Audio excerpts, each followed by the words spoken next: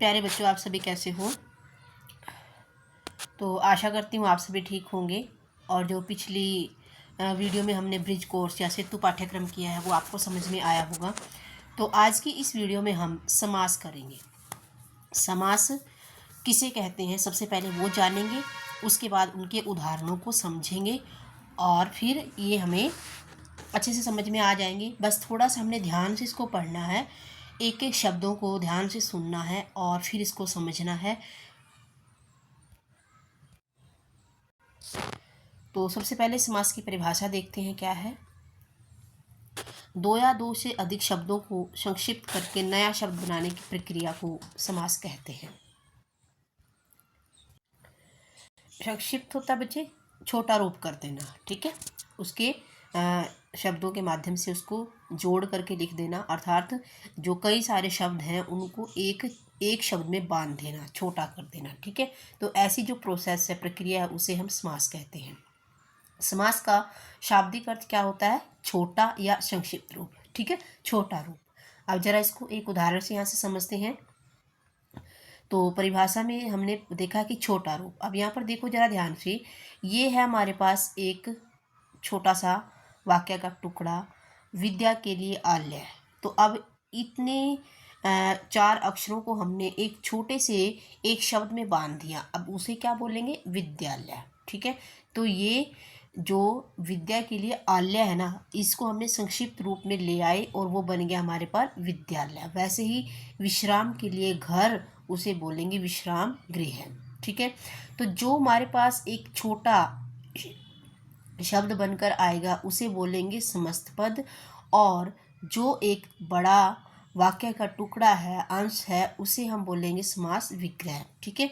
तो ये हमारे पास बड़ा रूप है एक ही शब्द का, उसे हमने खोल कर लिखा है, उसके अंदर विभक्तियां हैं। जो हमने कारक किए थे ना, कारक, उनमें से ही इसके अंदर विभक्तियां आती है के लिए, ठीक है। तो ये संप्रदान कारक की पहचान है के लिए। तो ये समास विग्रह जब करेंगे तो कारक की विभक्तियां बाहर आ जाएंगी, लेकिन जब हम समस्त पद बनाएंगे तो वो जो समास जो कारक की विभक्ति है वो गायब हो जाएगी, लुप्त हो जाएगी, और हमारे सामने एक छोटा सा शब्द बनकर बाहर आ जाएगा। तो इसे बोलते हैं समस्त पद। क्लियर है सभी को? ऐसे ही हम और शब्द भी ले सकते हैं, जैसे गुरु दक्षिणा, ठीक है। गुरु दक्षिणा हो गई। अब ये गुरु दक्षिणा, ठीक है, ये हमारे पास है एक संक्षिप्त शब्द, मतलब छोटा शब्द, ठीक है। जब हम इसको बड़ा करके लिखेंगे तो क्या लिखेंगे? गुरु के लिए दक्षिणा, ठीक है। तो ये समस्त पद है। जब हम इसको खोल कर लिखेंगे, इसके जो विभक्ति है उनको बाहर निकालेंगे, तो हमारे पास ये हो जाएगा समास विग्रह, ठीक है। यहाँ पर आगे देखो बच्चे, समास हमारे पास यहाँ पर कौन सा समास दिया है? तत्पुरुष समास।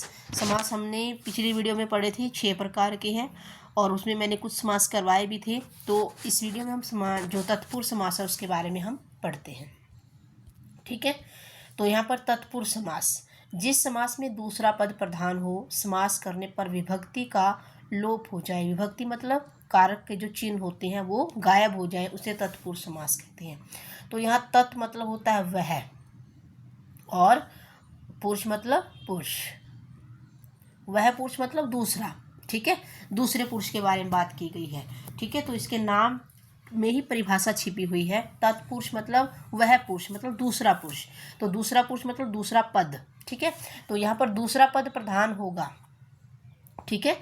और जब इसका समास विग्रह करेंगे तो विभक्तियां बाहर आ जाती हैं, और जैसे ही उसको समस्त पद में लेकर आएंगे तो सारी विभक्तियां गायब हो जाती हैं, लोप हो जाती हैं।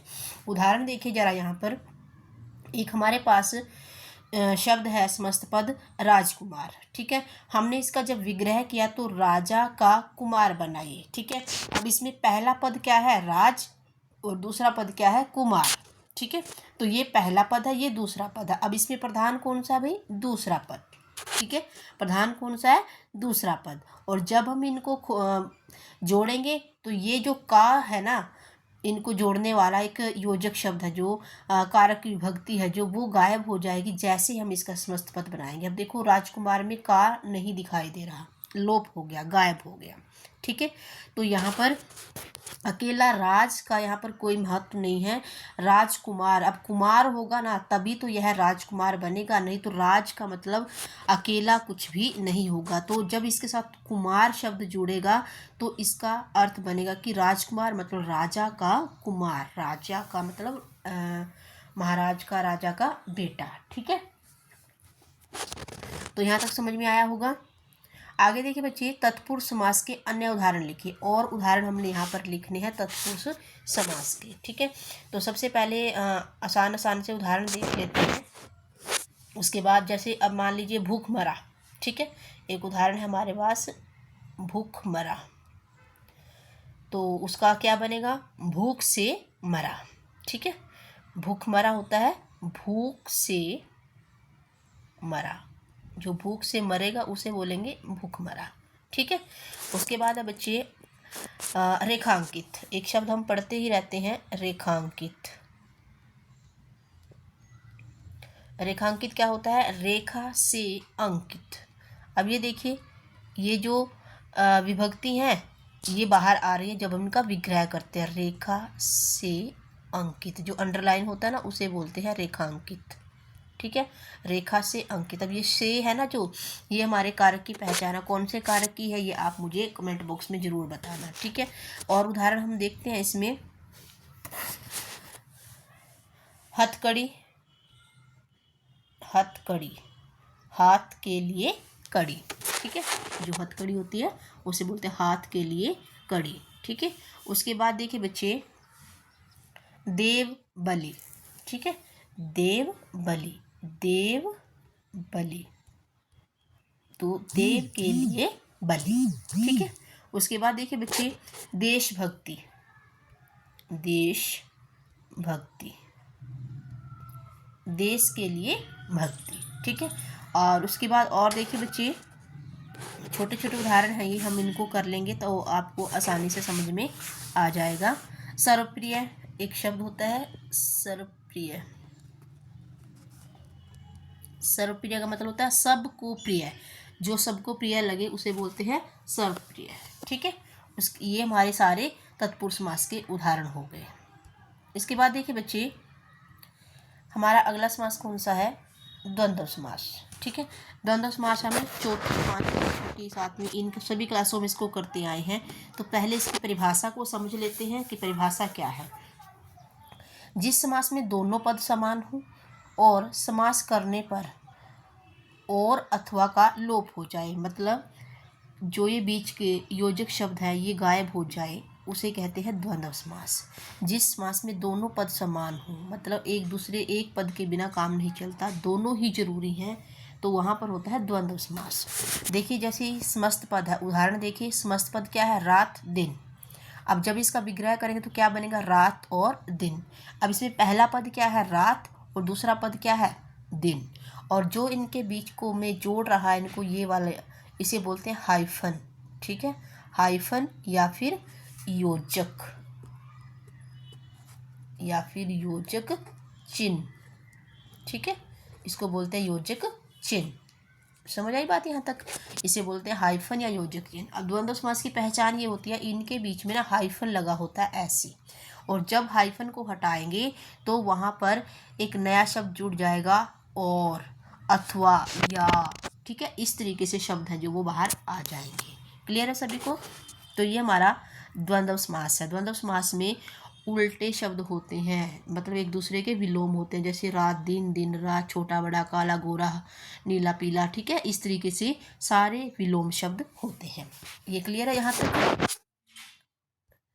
आगे देखिए बच्चे, निम्न विग्रहों में विग्रहों से समस्त पद बनाइए। ठीक है, इन विग्रहों से समस्त पद बनाने हैं। अब हमारे पास उन्होंने विग्रह करके दिया हुआ है, हमने उनका समस्त पद बनाना है। समस्त पद बनाएंगे कैसे, जाना और आना है तो क्या बनेगा, जाना आना।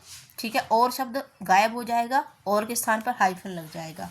देना लेना, देना और लेना है तो देना लेना। आगे है बच्चे, हंसना रोना, हंसना रोना। ठीक है, इस तरीके से हमारे पास ये समस्त पद बन जाएंगे। ठीक है, तो हाइफन जब लग जाएगा तो समस्त पद बनेगा, जब हाइफन हट जाएगा तो समास विग्रह बन जाएगा। क्लियर है सभी को? तो आगे देखिए बच्चे, इन्होंने कहा है द्वंद्व समास के अन्य उदाहरण लिखिए। अब हमने कुछ उदाहरण देने हैं। ठीक है, तो सबसे पहले हमने अपने आसपास से ही देख लेते हैं, जैसे काला गोरा। ठीक है, अब इसको विग्रह करना है, काला और गोरा। ठीक है, माता पिता। ठीक है, रात दिन, छोटा बड़ा। ठीक है, इस तरीके से हम इनका बना देंगे और फिर हम इनका विग्रह भी कर देंगे इनमें और शब्द का तो इस तरीके से हमने द्वंद्व समास के बारे में पढ़ा। तो आप अपनी पुस्तक में से द्वंद्व समास को के कुछ उदाहरण है जो ढूंढ कर लिख सकते हैं, जैसे दाल रोटी, भूख प्यास, उल्टा सीधा, आटा दाल, आगा पीछा। ठीक है, नर नारी, बहुत सारे उदाहरण हैं हमारे पास।